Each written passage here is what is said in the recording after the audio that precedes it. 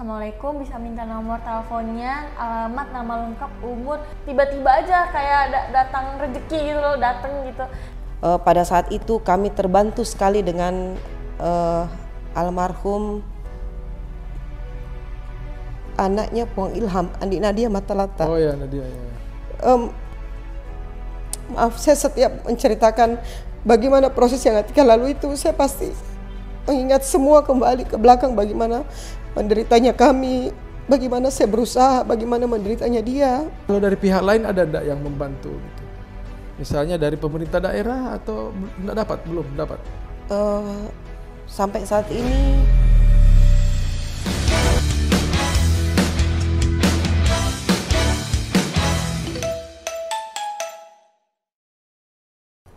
ini Atika apa nih ya?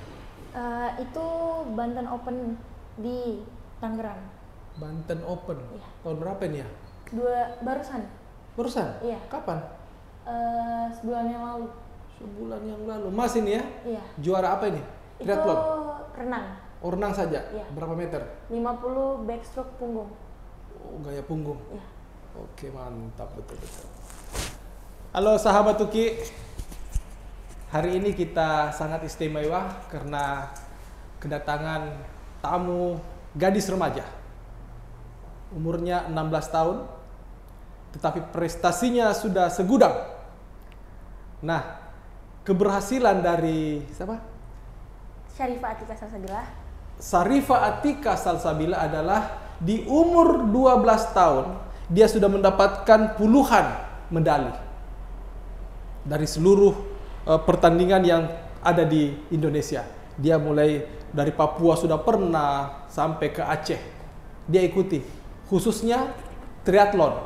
Nah, triathlon ini dalam catatan saya berenang 750 meter, bersepeda 20 km, dan lari 5 km. Saya kira tidak semua kita bisa melakukan ini. Dan itu bisa dilakukan oleh Atika. Bagaimana kabar Atika? Alhamdulillah. Selamat atas keberhasilannya ini Atika ya. Banyak medali begini. Atika aktif atau mulai sudah apa namanya itu ya? Mulai mau berolahraga itu umur berapa? Sejak kapan itu? Jadi sebenarnya itu saya mulai olahraga itu karena ketidakmampuan ibu saya jadi single parent, karena di situ posisinya ayah lagi kena musibah. Oke. Di situ saya masih kelas 1 SD. Karena saya sendiri di rumah, cuman ada kakek dan nenek, jadi ibu inisiatif buat kasih kursus renang.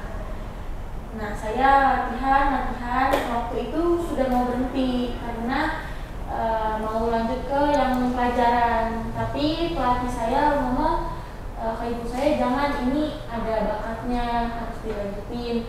Jadi ibu saya lanjutin itu renangnya. Nah, sampai ke usia saya 9 tahun, itu pertama kali lomba renang itu yang pertandingan antar klub itu saya di sini juara 3 bersama 50 meter. Ini umur berapa ya? Ini umur 9 tahun. 9 tahun. Pertama kali lomba renang. Kelas berapa ini? Ini kelas 1 SD. Kelas 1 SD. Setelah itu bagaimana? Sampai berjuara, bagaimana ceritanya? Waktu itu kan juara pertama ini itu sebenarnya juara 3 bersama, tapi saya belum puas kan, karena yang saya mau itu juaranya sendiri, nggak satu podium 2 orang. Nah, dari situ bangkit jiwa-jiwa mau menang, apa-apa mau menang. Jadi saya habis dari latihan itu saya latihan lagi. Nah, alhamdulillah karena dapat dukungan dari orang tua juga, meskipun susah sendiri, orang tua saya harus kerja, ibu saya single parent, saya cuma bisa latihan dan ibu saya cuma bisa usahain setiap ada lomba saya diikutkan, meskipun itu harus butuh perjuangan keras buat dapat biayanya. Jadi akhirnya tuh terkumpul sebanyak ini medali kayak gini, itu pencapaian terbesar bagi saya. ya mulai dari kecil saya banyak dapat perlakuan tidak baik. Saya cuma bisa diam, bisa cuma ngadu ke ibu aja karena ayah lagi dapat musibah. Jadi semua perlakuan yang tidak enak yang saya dapat itu akhirnya menjadi cambuk buat saya untuk jadi sukses, menunjukkan kepada semua bahwa kalian yang remehkan saya, kalian yang injak-injak saya, kalian yang berusaha menjatuhkan saya itu tidak bisa. Ini maksudnya teman-temannya atau siapa yang dimaksud? Kebetulan saya ada mendapat perlakuan yang nggak baik dari teman-teman saya gitu. Oke, ya. Gitu. Jadi semua apapun yang mereka lakuin itu jadi saya ingat di dalam hati saya. Tapi bukan dendam, cuman mau memperlihatkan kepada semua orang bahwa saya nggak terpuruk. Kalau kalian mau menjatuhkan saya nggak bakal terpuruk gitu kan Pak. Nah akhirnya tibalah waktu pencapaian Polprof. Alhamdulillah saya semua yang omongan-omongan yang orang remehkan, orang pelatih, pengurus semua pada mau berusaha menjatuhkan. Iya. Saya latihan sampai harus keluar dari Makassar buat harus latihan di luar agar bisa menunjukkan bahwa ini nih hasil saya. Jadi saya beberapa bulan itu sebelum Polprof saya latihan di luar. Saya paksakan, orang tua saya paksakan, biayanya mahal, tapi meskipun kayak gitu tetap dipaksakan agar bisa latihan di luar. Jadi saya juga di luar pas latihan di sebutin aja ya, di Tangerang, di WDS itu saya dalam hati kayak setiap saya mau latihan subuh saya udah mikir orang tua kasih kesini biayanya mahal, harus latihannya fokus, target pencapaiannya, target pelatih harus dapet. Jadi saya di kolam mati-matian latihan, apapun capek tetap lanjut, nggak berhenti. Karena kalau misalnya saya mendapatkan perlakuan baik dari teman-teman saya dan pelatih dan pengurus, gak mungkin saya keluar jauh-jauh dari daerah saya buat latihan, mencari program latihan yang baik, suasana teman-teman dan sportivitas yang baik. Kalau saya mendapatkan di kampung saya, tapi saya nggak dapat di kampung saya, jadi orang tua saya dan saya juga berinisiatif keluar. Ini tahun berapa maksudnya keluar? Tahun 2022, 8 bulan sebelum Polprof. Polprofnya kapan? Bulan 11. Nanti ini? Enggak, kemarin. Iya. Jadi habis itu 8 bulan itu bukan waktu yang singkat. Iya. Biayanya juga nambah terus, gak gratis di sana. Polprof itu apa ya? Polprof? Pertandingan antar provinsi Porda. Oh, kayak Porda gitu. Iya. Itu dilaksanakan di Sinjai kemarin. Sinjai. Habis itu saya juga dapat informasi dari teman-teman saya yang di sini yang masih pro saya. Ada yang nggak suka sama kamu diceritain gini, kamu diceritain gitu. Aku di sana itu cuma bisa oh iya dengar. Tapi bukannya malah jatuh terpuruk, jadi penyemangat. Iya, jadi cambuk gitu loh. Iya. Latihannya makin mati-matian, apalagi sudah mendekat Porda itu saya benar-benar bangun jam 3 subuh, kadang bangun jam 2, itu cuma buat prepare latihannya jam 4.30. Saya bangun, semua saya lakukan, rutinitas pagi saya berangkat ke kolam. Meskipun kolamnya masih tutup, saya sudah di depan tangga duduk nungguin pembuka kolam itu. Karena saya bilang, ini target saya Polprof. Kalau misalnya gak sesuai harapan dan masih kalah di kampung saya sendiri, apa kata orang nanti sudah latihan keluar tapi masih kalah. Jadi itu juga jadi bikin cambuk biar saya gak malu dikatain lagi. Alhamdulillah pas nyampe ke Polprof itu hari pertama saya turun 50 punggung. Iya. Itu orang-orang baru melihat saya datang, wah dari Jakarta, atlet Jakarta gitu. Orang semua pada teriak-teriak lawan saya di sebelah. Tujuannya buat jatuhin mental saya, tapi bukannya yang jadi jatuh mental wah kayak wah teriakin ini gimana aku saya nggak ada yang teriakin gitu kan.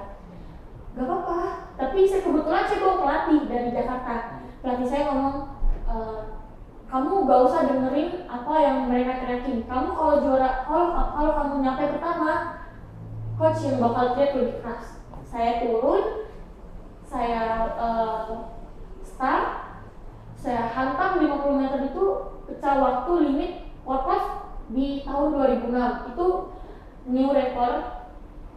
Di situ saya langsung bangga banget kayak wah ini pencapaian pertama, meskipun medali pertama emas masih ada 3 nomor, saya udah jadi makin semangat buat pecahin Rekor lagi. iya rekor dan dapat medali emas lagi. Kebetulan dari kabupaten saya menargetkan 2 emas awalnya. Saya awalnya sebelum saya latihan di luar saya bilang bisa nggak ya 2 emas ini, tapi orang ibu saya bilang ini bisa, kamu tuh ada bakat. Latihan di luar, akhirnya 1 emas dapat, 2 emas dapat, 3 emas sampai 4 emas dapat, semua new record. Itu benar-benar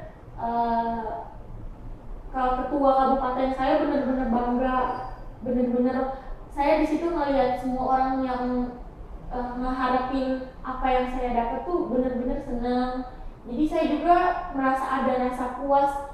Jadi selama ini keringat saya mati-matian, latihannya, nangis-nangis di kolam, itu terbayar. Meskipun 4 hari aja itu benar-benar dalam 4 hari persiapannya 8 bulan.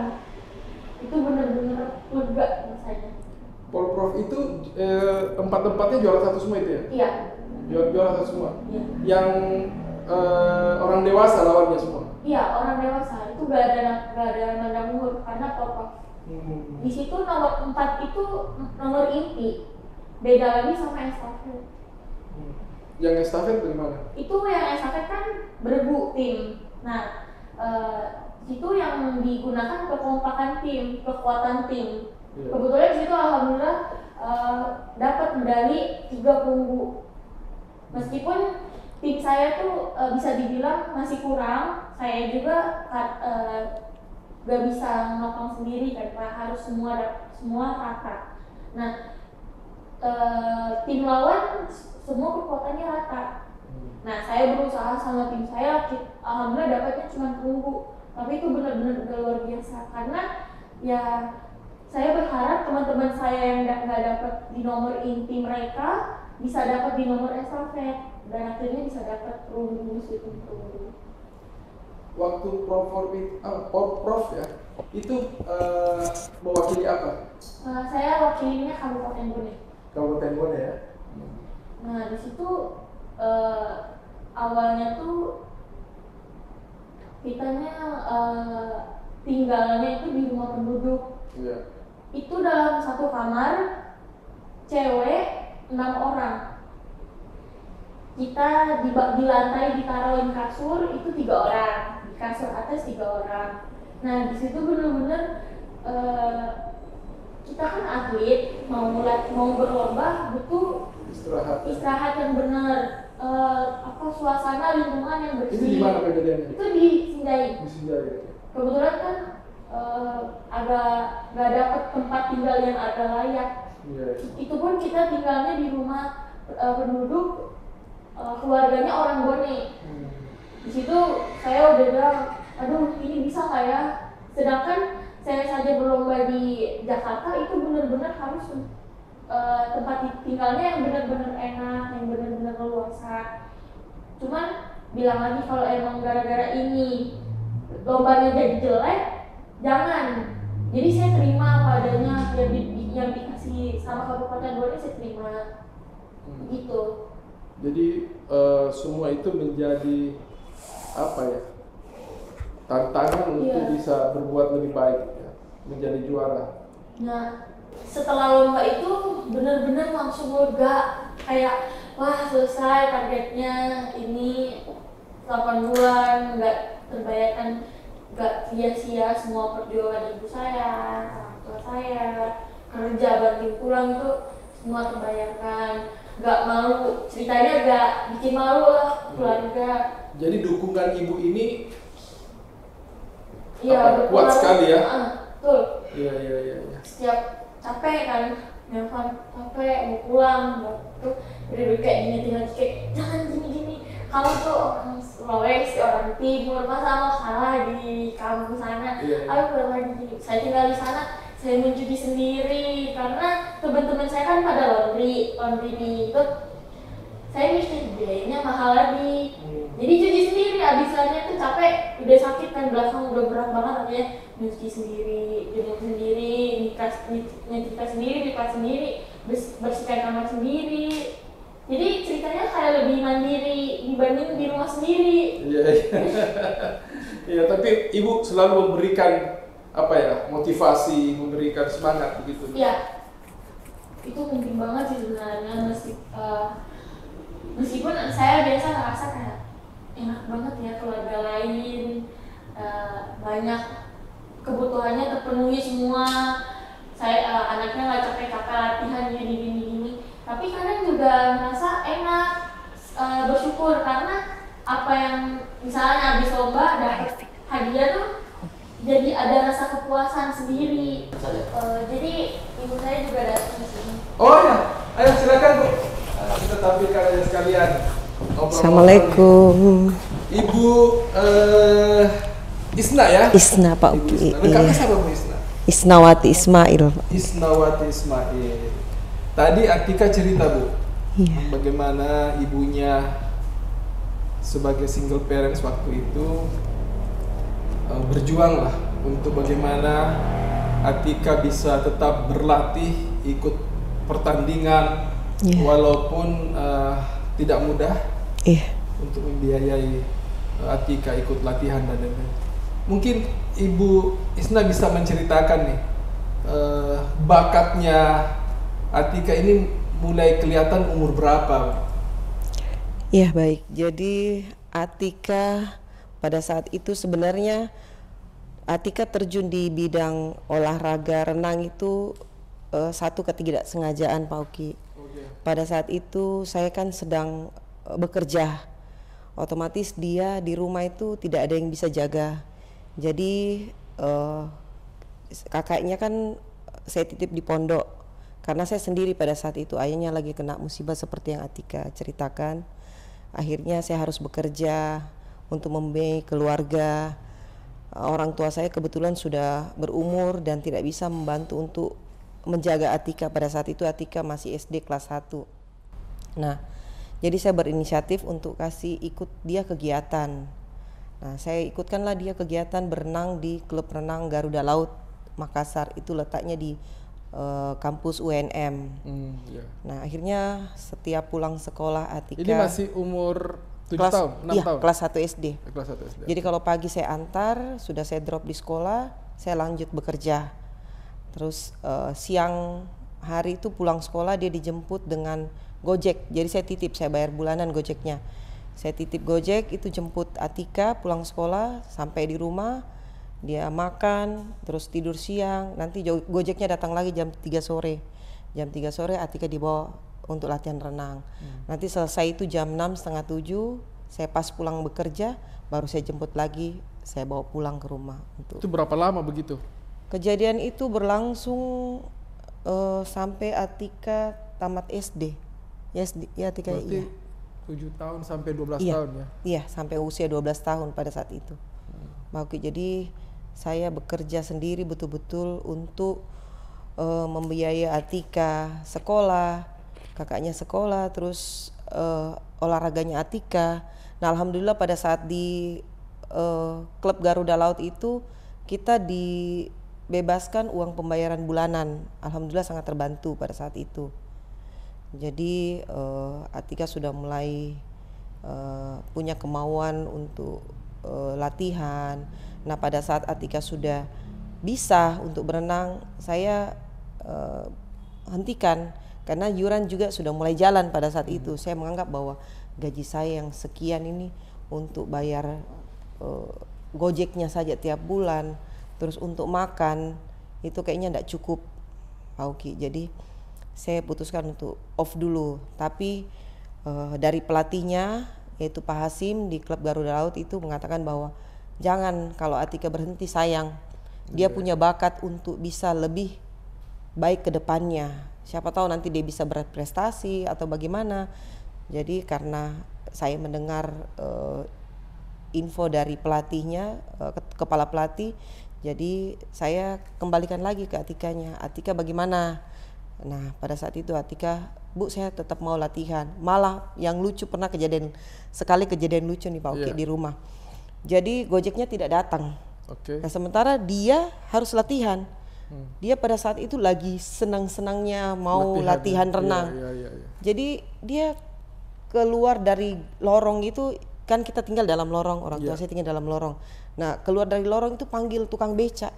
Dia pergi sendiri Pak Uki ke Stadion Matoangin itu untuk latihan sama renang itu. Sama tukang beca itu. Tukang beca, Iya, jadi itu saya anggap, disitulah saya melihat bahwa oh Atika memang betul-betul mau latihan renang itu betul-betul mau. Nah itu kan latihan. Terus kapan mulai ikut kejuaraannya? Nah ikut kejuaraan itu kalau tadi saya bercerita bahwa waktu itu Atika masih di Garuda Laut. Nah setelah di Garuda Laut itu Atika sempat pindah klub ke namanya klub Pautere. Dia pindah klub itu karena faktor di klub Garuda Laut itu dia lintasan yang dia tempati untuk latihan itu cuman 30 meter, jadi belum maksimal. Sehingga anak-anak yang punya bakat itu pada saat lomba itu kencangnya cuma 30 meter. Jadi ada yang kasih masukan bahwa coba pindah ke klub Matoangin, Pautere Matoangin. Jadi kami pindah ke klub Pautere Matoangin untuk mendapatkan fasilitas yang lebih bagus. Nah alhamdulillah pada saat itu kami terbantu sekali dengan almarhum anaknya Puang Ilham, Andi Nadia Matalata. Oh ya Nadia ya. Maaf Pak, saya agak tersentuh karena dengan anak Nadia itu Atika dapat free uang kolamnya, dia nggak mesti bayar. Iya. Maaf, saya setiap menceritakan bagaimana proses yang Atika lalui itu, saya pasti mengingat semua kembali ke belakang, bagaimana menderitanya kami, bagaimana saya berusaha, bagaimana menderitanya dia, sehingga saya harus minta tolong pada keluarga anak Nadia itu biar dibebaskan pembayaran kolam pada saat itu Pak Uki. Nah pada saat mulai Atika latihan di sana, alhamdulillah prestasinya bertambah bagus. Dia sudah mulai ikut event-event nasional dan mendapat kesempatan untuk jadi juara di event nasional. Waktu itu dia mulai juara nasional itu usia 9 tahun di kelas 3 SD. Kelas 3 SD. Iya, kelas 3 SD. Kejuaraan apa itu? Nasional? Selam, nasional, selam. Jadi dia ikut selam kolam, itu sudah dapat medali emas untuk estafet dan medali perunggu untuk nomor pribadi. Itu alhamdulillah. Disitulah mulai dia setiap event-event nasional mulai juara-juara sampai alhamdulillah di usia 16 tahun ini. Iya. Kejuaraan apa aja ini? Kan banyak ini saya lihat ini. Iya. Jadi alhamdulillah puluhan lebih medali dapatkan. Apa yang paling berkesan dari banyak ini? Yang ini. Apa itu? Yang mana? Ini. Ini apa ini? Ini medali pertama renang. Yang ini loh, ini juara ini. Oh, yang waktu masih kecil ini. Iya. Iya. Itu medali pertama, lomba pertama. Lomba pertama ini. Waktu masih SD ini ya? Iya. Kelas 1 itu ya? Coba 2000 berapa ini? Ini dia kelas 1 SD. 2016 kayaknya. 2016 ya? Ada tanggalnya. Ini 2013 ya sini. Oh iya. 2013. Oh iya. 2013 ini. Iya. Itu medali udah lama. Iya. Nah Bu, dalam banyak kesempatan ya, kan itu harus memang banyak mengeluarkan biaya lah untuk Atika latihan dan lain-lain. Ini bagaimana caranya Ibu bisa dengan single parents tadi yang diceritakan, kesulitan-kesulitannya. Bagaimana ceritanya? Walaupun dalam keadaan sulit bisa tetap membuat Atika ikut latihan dan malah berprestasi. Iya, jadi pada saat itu saya bekerja di waktu Atika kelas 3 SD yang mulai ikut event-event ke luar seperti Surabaya, Jakarta, kadang ke Jogja pada saat itu di event-event renang.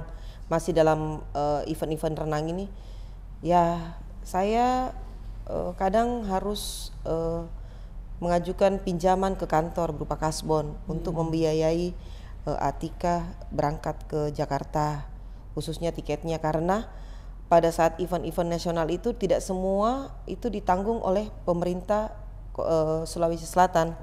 Iya, jadi kita harus berbayar sendiri, Pak Uki.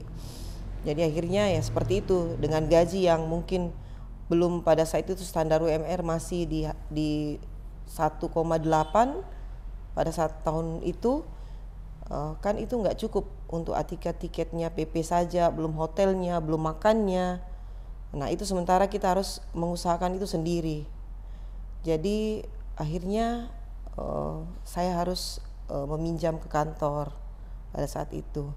Nah Atika sebelum berangkat kadang saya apalagi kasih kesempatan untuk berpikir, kalau memang Atika mau berangkat, Atika apakah bisa maksimal dengan berusaha untuk bisa jadi juara atau bagaimana. Saya selalu menyampaikan seperti itu. Jadi dari kecil memang saya selalu ajak dia untuk gitu ya? Iya, ajak selain saya ajak bicara, saya juga memberikan sanksi bahwa kalau memang Atika tidak juara, kemungkinan kedepannya kita off dulu. Ya. Oh, iya, terus saya juga menyampaikan bahwa uang yang ibu dapat untuk membeli tiket dan sebagainya ini uang hasil pinjam ke kantor. Yang notabene nanti itu akan dipotong dari gajinya ibu seperti itu. Nah mungkin dengan saya berbicara seperti itu ke Atika, akhirnya Atika punya motivasi dan keinginan untuk bisa berusaha maksimal di lomba-lomba yang dia ikuti. Seperti itu. Apa selama ini ada bantuan atau dari pemerintah daerah atau siapa yang bisa membantu dari segi keuangan? Jadi selama ini kalau dibilang bantuan dari daerah itu belum mungkin seiring dengan prestasi, tapi alhamdulillah seiring prestasi berjalan dan kemudian pada saat waktu yang sudah ditentukan ayahnya Atika sudah lepas dari masalahnya Pak Uki, itu akhirnya kami sudah berkumpul kembali dan Atika tetap melanjutkan prestasinya, tapi pada saat itu ayahnya belum langsung mempunyai pekerjaan. Nah, alhamdulillah pada saat itu ayahnya Atika kebetulan pernah ikut dengan Pak Uki sendiri kan pada saat itu. Disitulah kami sangat terbantu sekali Pak Uki dengan bantuan yang diberikan berupa beasiswa dari pupuk yang direferensikan oleh Pak Uki sendiri pada saat itu. Prestasi Atika akhirnya bertambah baik. Atika juga sudah bisa turun di event-event triathlon. Itu atas bantuan pelatih Pak Mayor Mifdal ya Dek ya.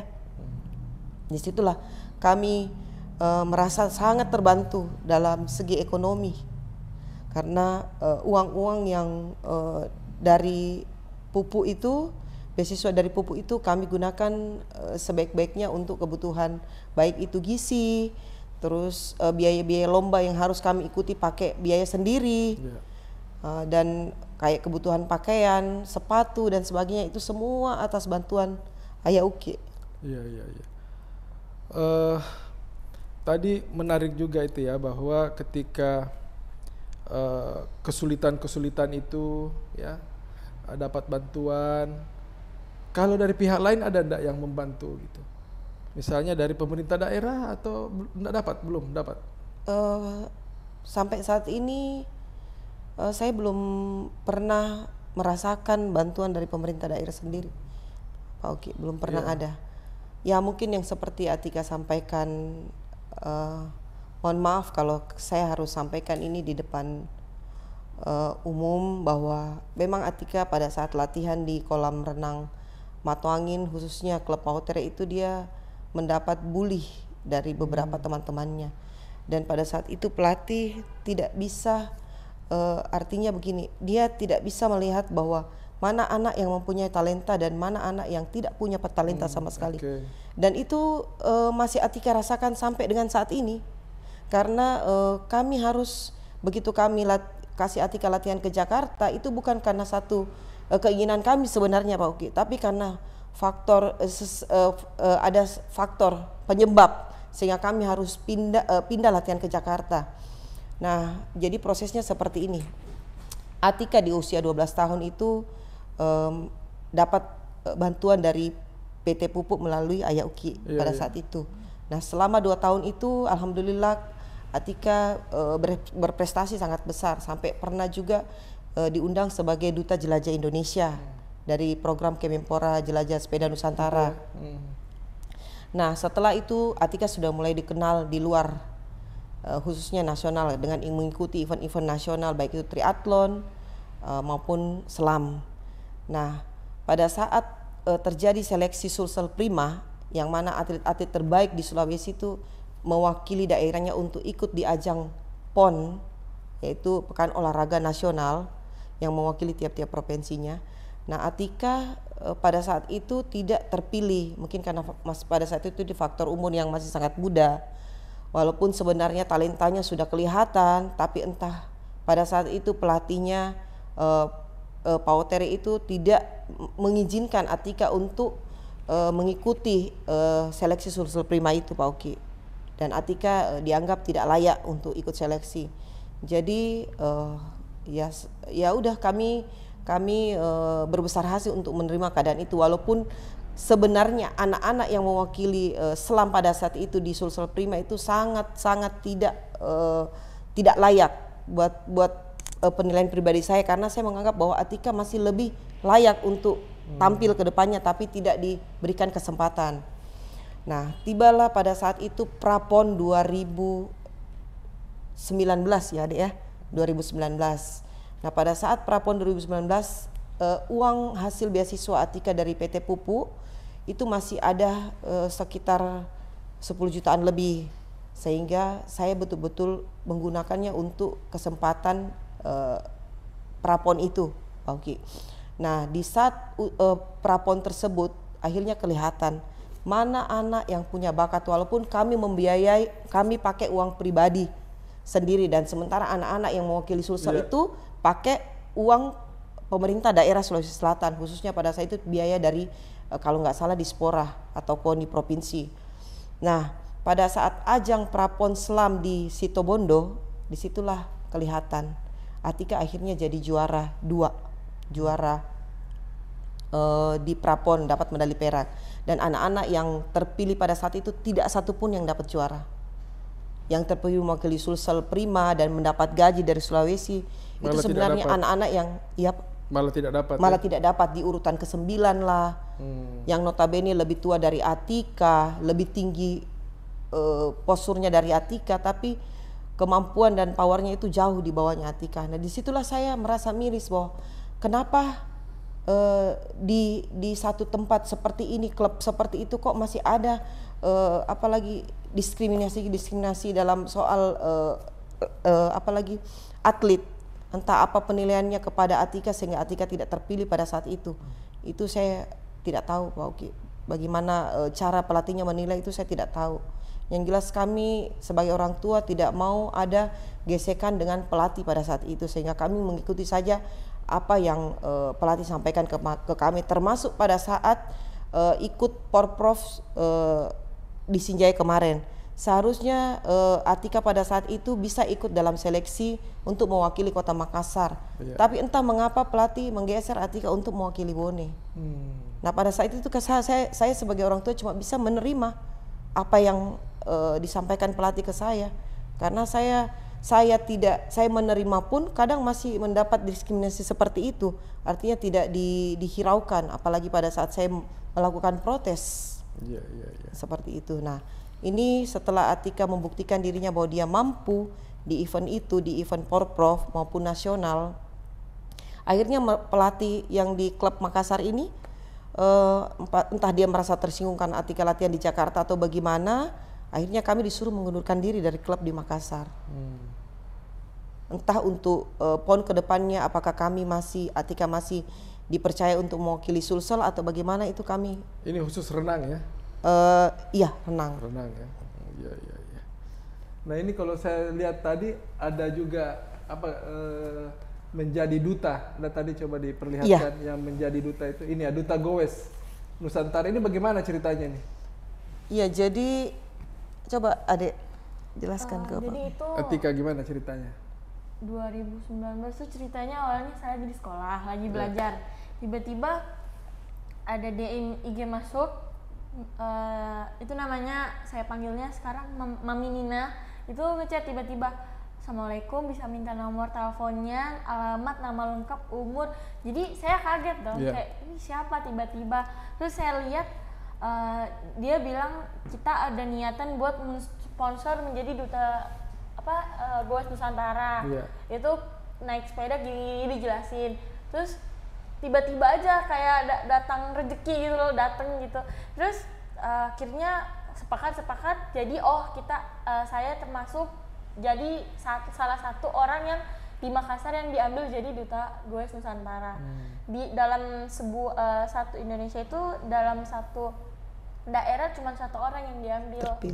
Terpilih cuma satu orang. Nah kebetulan saya terpilihnya mewakili Makassar. Jadi orang Makassar diambil satu, terpilih buat gabung jadi satu. Jadi saya dapat teman baru dari Papua, dari Jakarta, semua daerah Kumpulnya di mana itu? Itu kumpulnya di Jakarta. Jadi saya berangkat, dibiayain, kumpul, ketemu sama semua orang tuh. Saya paling kecil di situ, paling baik. Yang lain orang dewasa semua? Orang dewasa. Paling gede tuh umur 20 tahun. Paling muda saya waktu itu umur masih 12 tahun. 12 tahun ya. Itu saya masih kelas 6 SD. Iya. Terus situ akhirnya hari pertama dapat sepeda. Itu kita dikasih sepeda. Saya dapatnya sepeda gunung. Iya. Terus saya bilang, ini kayaknya keberatan buat saya umur 12 tahun. Kebesaran kali? Kebesaran, berat juga kan, bukan karbon. Terus orangnya bilang, coba dulu aja ya Tika. Jadi saya coba goes, tertinggal di belakang. Terus manajernya bilang, ini nggak bisa, anak kecil gini nggak bisa dipakai sepeda gunung, trial. Jadi diganti sepeda saya, jadi sepeda road bike balap. Jadi yang lain tuh pakai sepeda trial, karena medannya juga nggak selamanya rata. Jadi ada kadang batu-batu, ada kadang lubang. Jadi saya sendiri pakai sepeda road bike. Yang nyata-nyatanya itu pasti rawan banget jatuh. Iya. Di situ hampir 2 bulan lebih sepeda terus. Jadi keliling Indonesia. Pagi keliling, itu biasa nyampenya sore. Maghrib bisa kadang maghrib. Jadi kita dalam satu hari tuh hampir satu hari tuh goes. Kadang sampai 1.900 kilo. Jadi bener-bener dibilang tuh hitam banget. Matahari panas, hujan. Jadi kadang juga panas, hujan, tiba-tiba hujan, tiba-tiba panas lagi. Sempat juga saya sakit waktu itu. Cuman dikasih obatnya air daun pepaya, habis itu lanjut goes lagi. Dan itu alhamdulillah juga. Goesnya di mana aja? Jadi misalnya hari ini di Makassar, berpindah lagi besok ke daerah mana. Jadi keluar Sulsel? Keluar Sulsel. Katanya sampai di mana? Papua, sampai kemarin di titik 0 km Sota yang Papua Nugini juga. keluar negeri juga. Terus jadi misalnya kita habis hari ini udah goes di satu daerah, kita besok terbang ke daerah lain lagi. Goes lagi, terbang lagi, goes. Ada berapa orang semua waktu itu yang ikut? Hampir 30 orang. Jadi kita punya elf sendiri. Kita punya elf, kalau misalnya ada satu hari yang kita liburan, kita cuma naik mobil ke daerah yang mau kita goes lagi. Jadi kita kalau misalnya nyampe misalnya ke Makassar, goesnya kita goes sama polisi, sama bupati biasa. Kebetulan juga kemarin goesnya sama ketua pemuda, menteri pemuda dan olahraga. Itu di Papua, pelepasan di Papua. Jadi itu selama 2 bulan berturut-turut kita goes. paling sedikit itu 1000 meter per hari. 1000 meter per hari. 1000 kilo. Itu paling sedikit, selalu di 1050 kilometer. 1000 kilometer itu berapa jam itu ya? Mulai pagi sampai maghrib? Siang bisa. Sampai siang? Kalau sedikit ya, kalau misalnya panjang itu sampai maghrib, sampai gelap itu langit biasa. Kalau misalnya udah gelap, kita biasa angkat sepeda, kita naik bis. Nah, itu kan berenang, sepeda. Kapan mulai menekuni triathlon itu? Kapan mulai itu? Sampai dengan berenang, Ya, sepeda dan lari. Mulai umur berapa itu triathlonnya? Triathlonnya mulai 11 tahun dia Umur mulai 11 coba tahun. iya. Mulai 11 terus 12 tahun dia mulai berprestasi di triathlon. Jadi awalnya begini, Iya. Pak Uki, dia secara tidak sengaja itu kalau mau event renang atau event selam kejurnas, saya kadang subuh sebelum ke kantor saya bawa dia ke lapangan Hasanuddin. Jadi saya suruh lari sendiri, lari aja semampunya kamu, semaunya kamu. Yang pokoknya kalau udah capek, udah nggak usah dipaksa. Iya, Nah iya. pada saat itu dilihat sama pelatih bola Iya. pelatih atletik ya, pelatih atletik Pak Beni Huai. Nah, Pak Beni Huai juga yang dulu mantan pelatih bola untuk PSM Makassar. Nah itu dipanggil sama dia, kebetulan dia lagi latih anak atletik Kodam 14 Hasanuddin. Dipanggil, Atika coba Bu coba kesini anaknya, ini saya bilang, oh iya Pak, saya enggak paksa dia untuk lari, saya cuma minta dia lari untuk persiapan ajang selamnya dia di Surabaya nanti mau berangkat. Jadi oh kalau begitu nanti lebih bagus kalau saya latih seperti dia minta untuk melatih Atika. Akhirnya ikut masuk di klub atletik Kodam. Pada saat masuk di klub atletik Kodam ikut lari-lari, maksudnya ikut tarkam-tarkam. Akhirnya dia bisa. Dia sempat juara di Toraja Marathon ini, turun di umum dia dapat juara 2. Juara apa itu? Lari 5 kilo. Lari 5 kilo. Iya, di Toraja Marathon itu event nasional yang setiap tahun diadakan di Toraja. Oke. Nah itu sempat ikut 2 kali, 2 tahun berturut-turut itu dapat medali perak. Itu pada saat itu usia 11 tahun ya Dek ya? Iya 11 tahun. Oke. Nah disitulah karena sudah mulai tergali dia punya talenta, sudah bisa renang, sudah bisa lari. Akhirnya dibeliin sepeda sama Kodam pada saat itu Pak Mayor Mifdal. Nah diajaklah ikut klub triathlon Kodam 14 Hasanuddin. Nah disitulah mulai diturunkan. Dan itu juara lagi? Ya, mulai turun juara-juara. Event pertamanya dia itu di Mandalika Triathlon. Di situ.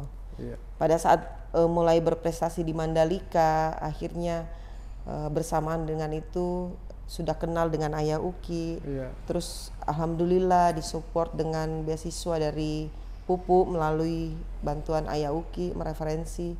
Akhirnya Atika bisa mengikuti event-event nasional pakai biaya sendiri karena kita kan pakai biaya sendiri pada saat itu. Ya Uki. Iya.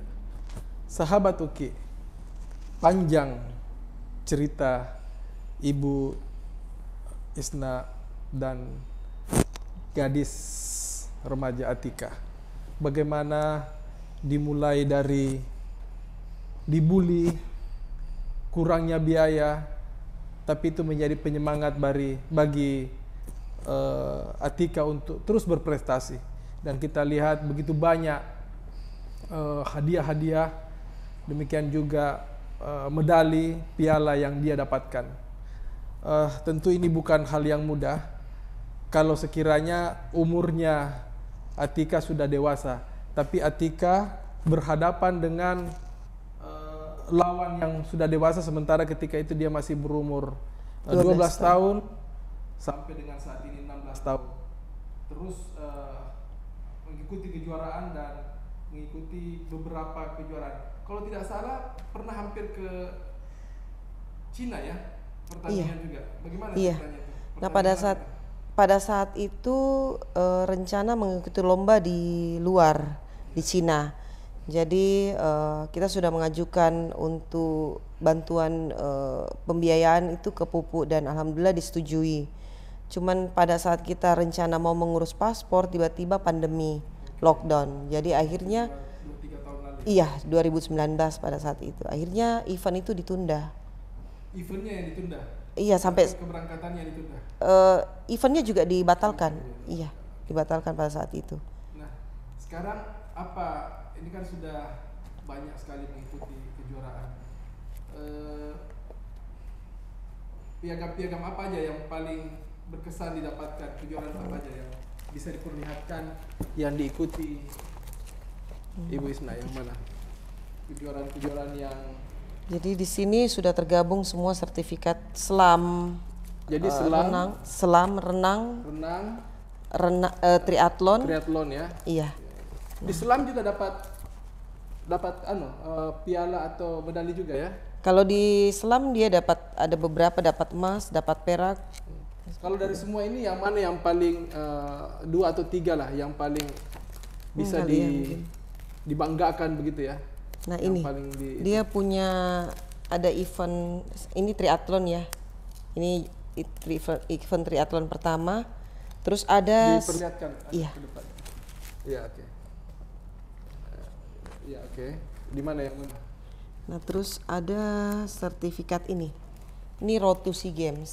Oh, gimana? Ceritakan sedikit ya. Jadi sebenarnya event ini diperuntukkan untuk seleksi nasional yang mewakili nanti ke SEA Games. Oke. Pada saat itu Asia berusia 12 tahun. Nah, atlet yang dia temani lomba pada saat itu rata-rata usianya 16-18. Oke. Tapi karena Atika yang dapat medali emasnya, akhirnya Atika sebenarnya harusnya terpilih, Pak Uki, mewakili Indonesia untuk ikut ajang seleknas ini. Tapi karena Atika usia 12 tahun, jadi nggak sempat. Iya, nggak sempat. Tapi sudah juara waktu itu. Iya, sudah juara. Sekarang Atika, Ibu ya, Ibu Isna, apa rencana-rencana ke depan ini? Jujur pada saat ini alhamdulillah kemarin kita sudah mengikuti ajang Porprov dan alhamdulillah nanti semoga reward itu cepat bisa Atika terima, karena dengan reward itu mungkin bisa membantu untuk mengikuti ajang-ajang lomba nasional lainnya ke depannya. Sudah diterima? Belum, Pak. Berapa itu nilainya? Kalau bonus sih pada saat itu katanya per satu medali emas itu 15 juta ya.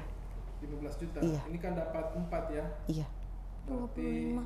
berapa? Enggak, 15. 15 kali 4. Jadi 60, iya. 20 juta maksudnya. Itu nanti mau dipakai untuk Iya. apa? Latihan lagi? Ya jadi di sana itu kami waktu latihan itu karena kami maksudnya masih kekurangan biaya, kami dikasih keringanan untuk mengangsur di kolam Jakarta.